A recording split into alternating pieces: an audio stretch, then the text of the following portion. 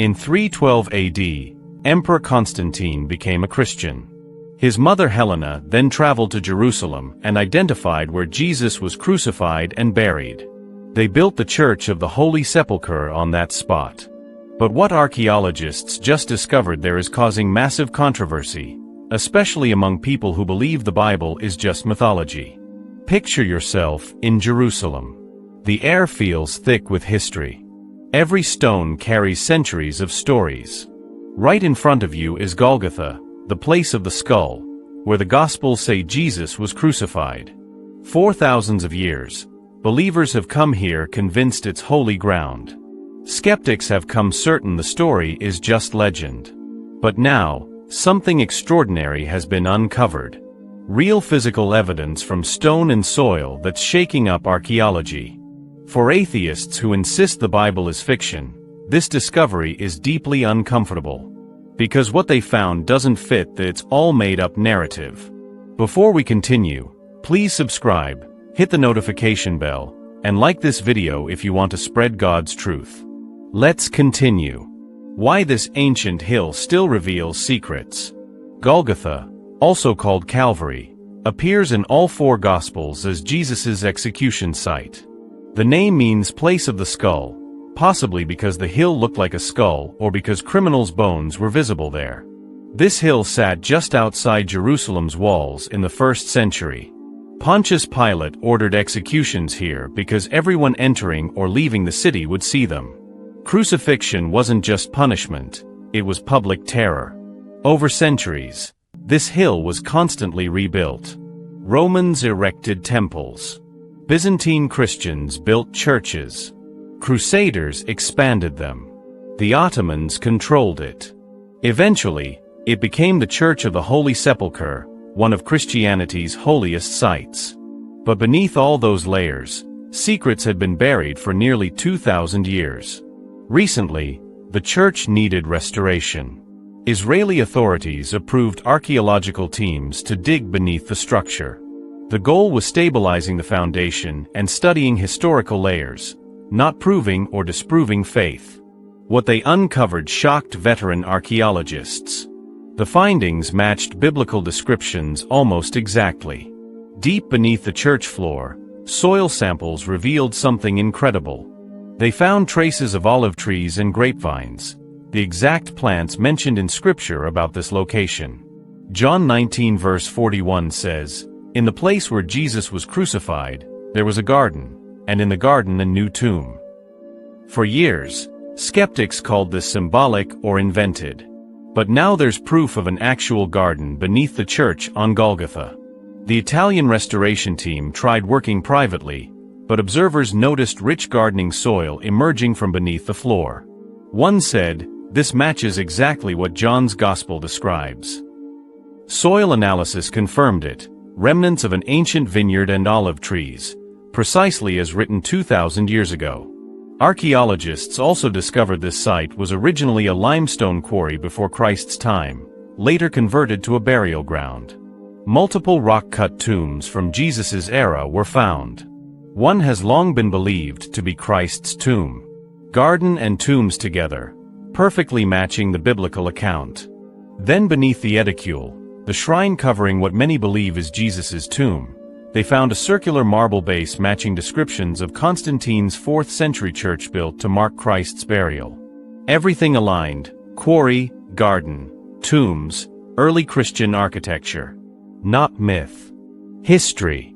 Atheists have argued the Bible isn't history but mythology.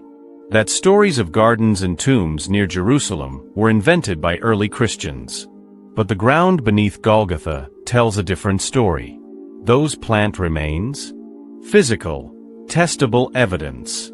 The tombs? Real structures in limestone. The marble base? Still there. If the Bible accurately described a garden at Golgotha and science confirms it existed, what else might be true? This doesn't prove miracles, but it forces skeptics to admit that gospel passages dismissed as poetry were describing real places and events. This keeps happening.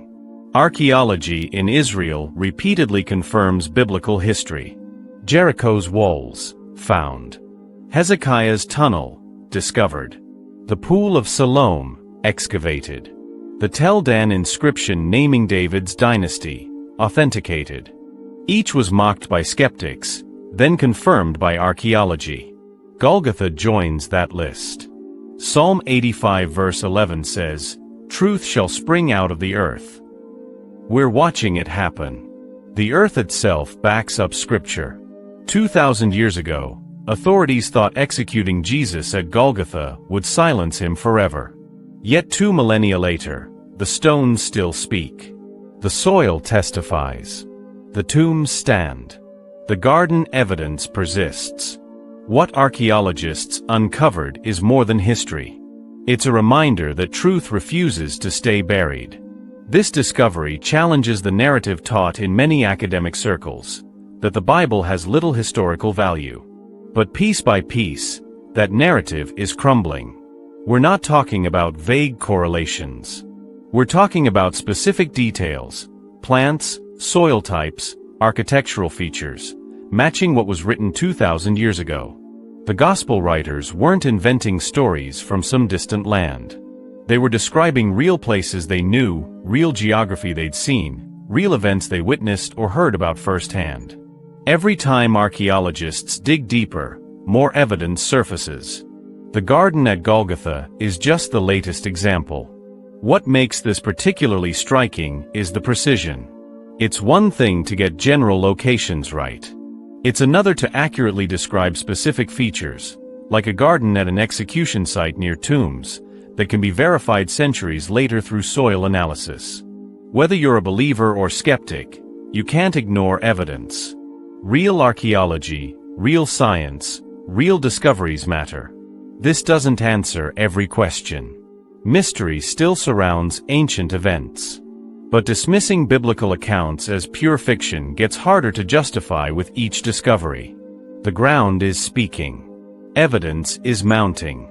The story written 2,000 years ago keeps being validated by what we're finding today. For some, that truth is terrifying. For others, it's the most hopeful news imaginable. The question isn't whether the Bible contains history. The question is, what will you do with that history? Thanks for watching. If you found this fascinating, hit that like button right now. Share this with people interested in where faith and history intersect. Discoveries like this deserve attention and discussion. Most importantly, subscribe and turn on notifications. We're constantly covering new archaeological findings that shed light on ancient texts and historical events. You won't want to miss what we uncover next. Let me leave you with this thought. The most powerful arguments don't always come from debates or philosophical discussions. Sometimes they come from the ground itself, from soil that's been waiting patiently for 2,000 years to tell its story. Science and faith don't have to be enemies. In fact, when approached honestly, they often point in the same direction. This discovery at Golgotha is a perfect example. Nobody set out with an agenda. They were just doing restoration work, stabilizing an ancient building. But what they found ended up confirming details that skeptics had dismissed for generations. That's how truth works. You can ignore it, suppress it, or argue against it. But eventually, it surfaces. Eventually, the evidence speaks for itself. Drop a comment below and tell us what you think. Does this discovery change how you view biblical accounts? What other archaeological sites should we cover? We'll see you in the next video. Until then, keep questioning, keep learning, and keep digging for truth.